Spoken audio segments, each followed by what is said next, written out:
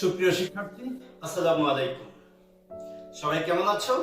আশা করি সবাই ভালো আছো। মাইলস্টোন কলেজ কর্তৃক আয়োজিত ফিনান্স অ্যান্ড ব্যাংকিং বিভাগের ভার্চুয়াল ক্লাসে তোমাদেরকে স্বাগত। আজকে ক্লাসের উপস্থাপনায় তোমাদের সাথে আছি আমি মোহাম্মদ সবুজ, সিনিয়র প্রভাষক, ফিনান্স অ্যান্ড ব্যাংকিং বিভাগ, মাইলস্টোন কলেজ। আজকে আমরা আলোচনা করব আমাদের সিলেবাসের অত্যন্ত গুরুত্বপূর্ণ একটা টপিক নিয়ে। আশা করি আজকের এই আলোচনা থেকে তোমরা নতুন কিছু শিখতে পারবে এবং এই শিক্ষাটা তোমরা তোমাদের ক্যারিয়ারে এবং ভবিষ্যৎ পড়াশোনায় কাজে লাগাতে পারবে। সবাই মনোযোগ দিয়ে ক্লাসটি দেখো। চলো আজকের ক্লাসে।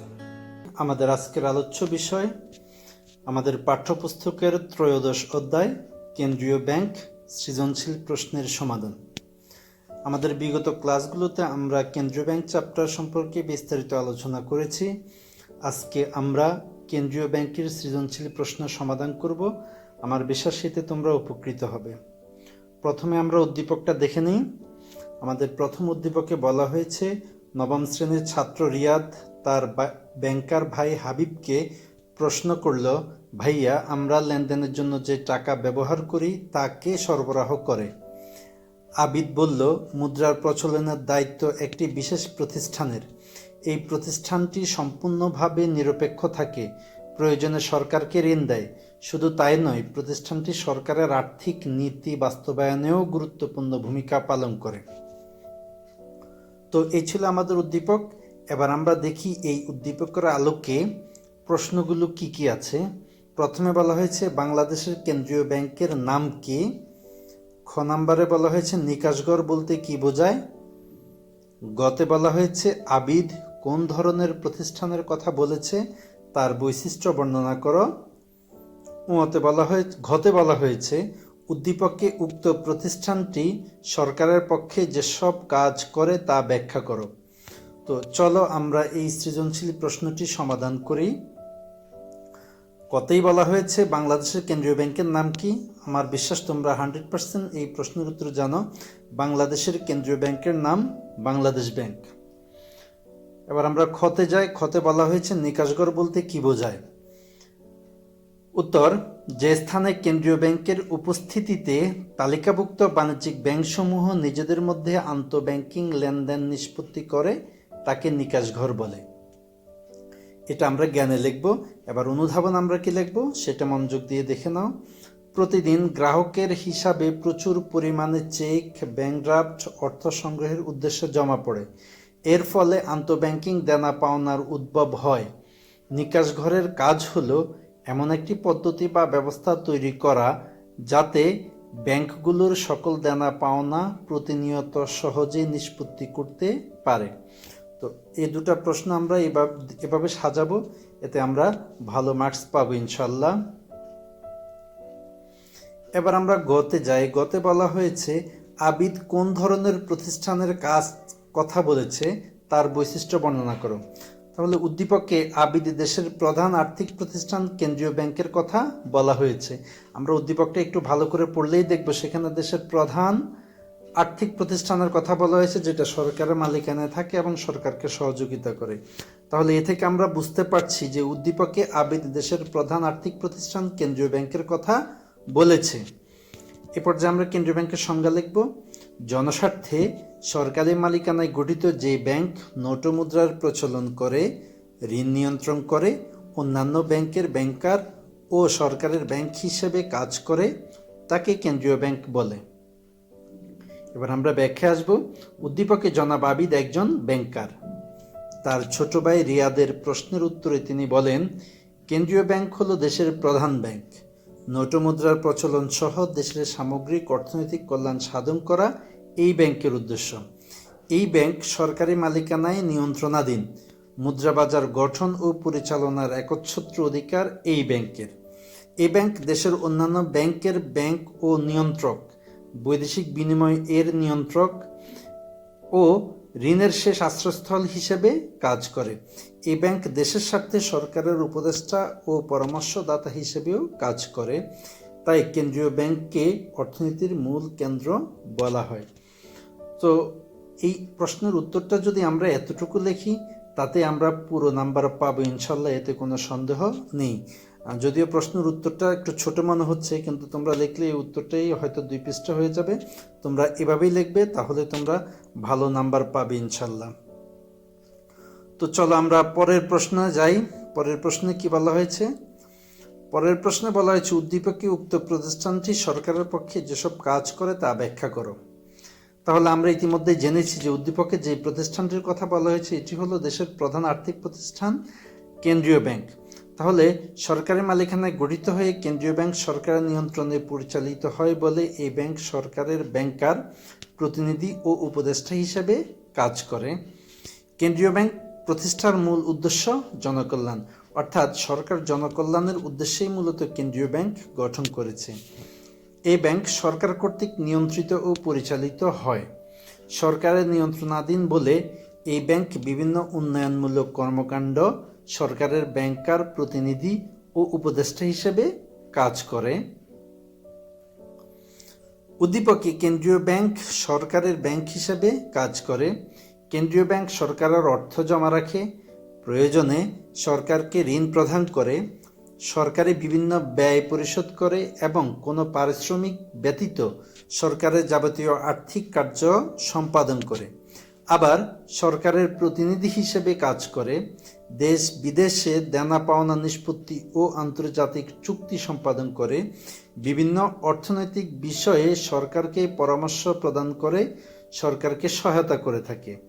বিশেষ করে শিল্প বাণিজ্য নীতি প্রণয়ন ও বাস্তবায়ন, মূল্যস্তরের স্থিতিশীলতা রক্ষা পদক্ষেপ গ্রহণ, উন্নয়ন পরিকল্পনা প্রণয়ন ও বাস্তবায়নে কেন্দ্রীয় ব্যাংক সরকারকে পরামর্শ প্রদান করে। তো এরপরে আমরা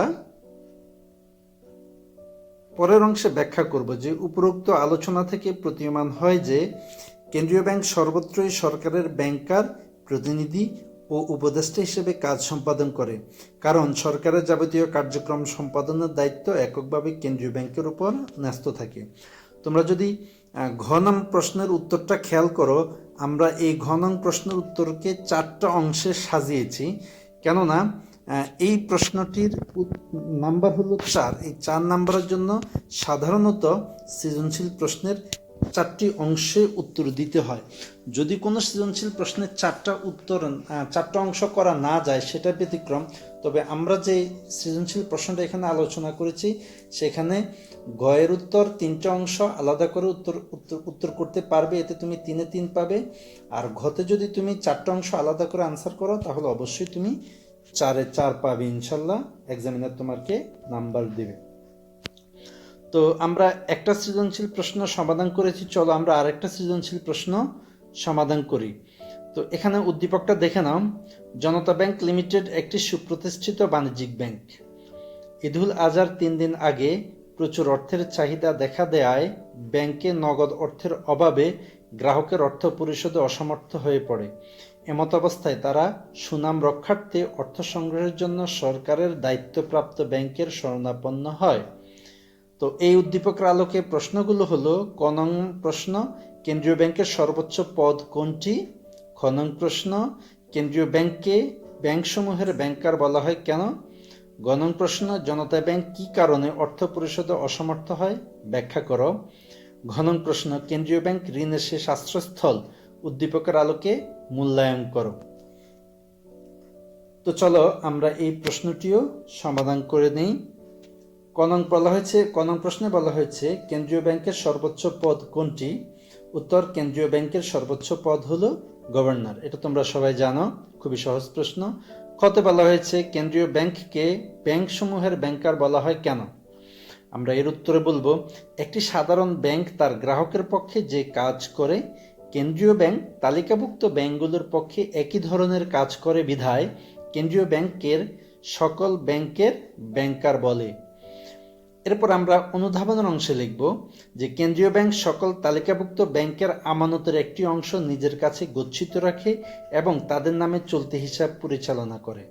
কেন্দ্রীয় ব্যাংক তফসিলি ব্যাংকগুলোকে ঋণ দেয়, তাদের নিকাশঘর হিসেবে কাজ করে, প্রয়োজনীয় পরামর্শ প্রদান করে, উপদেষ্টা হিসেবেও কাজ করে। এ সকল কারণেই কেন্দ্রীয় ব্যাংককে সকল ব্যাংকের ব্যাংকার বলা হয়।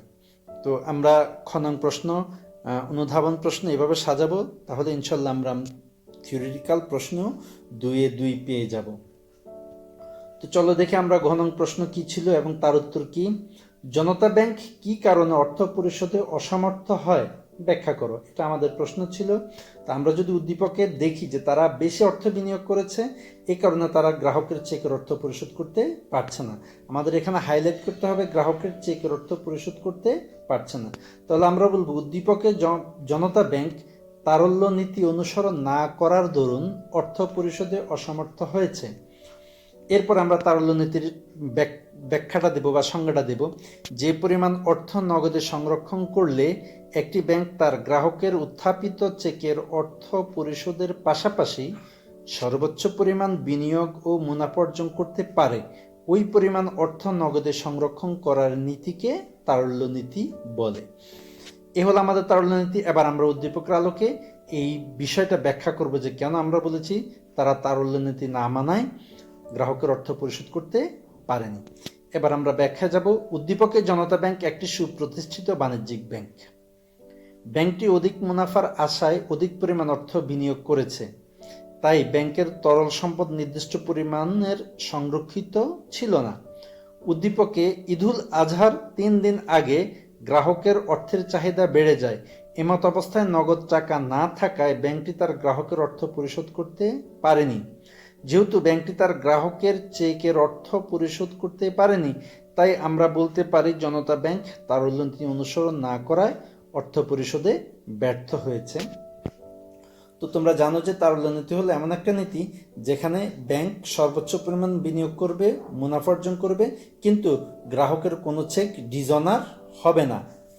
এরকম একটা নীতিকে তারল্য নীতি বলে। প্রত্যেকটা ব্যাংকই তার গ্রাহকের চেকের অর্থ পরিশোধের একটা পরিকল্পনা রাখে এবং তার আলোকে তারল্য সংরক্ষণ করে। উদ্দীপক আমাদের জনতা ব্যাংকটা এই কাজটা করতে ব্যর্থ হয়েছে বিদায় তারা গ্রাহকের চেকের অর্থ পরিশোধ করতে পারেনি। এভাবে আমরা উত্তর সাজিয়ে দেব এবং আমি আশা করি এতে তোমরা 2-এ 2 নাম্বার পেয়ে যাবে। তো চলো ঘ নং প্রশ্ন দেখে নেই, তাতে কি ছিল। কেন্দ্রীয় ব্যাংক ঋণের শেষ আশ্রয়স্থল, উদ্দীপকের আলোকে মূল্যায়ন করো। কেননা আমরা উদ্দীপকে দেখেছি যে যখন জনতা ব্যাংক বিপদে পড়েছে, ঋণের প্রয়োজন হয়েছে, তখন সে কেন্দ্রীয় ব্যাংকের কাছে গিয়েছে। তো এইটা আমরা এখানে এখন ব্যাখ্যা করব। উদ্দীপকে কেন্দ্রীয় ব্যাংক মুদ্রা বাজারের মুরব্বী হিসেবে অন্যান্য ব্যাংকগুলোকে ঋণ দান করে ঋণের শেষ আশ্রয়স্থল হিসেবে কাজ করেছে বা কাজ করে।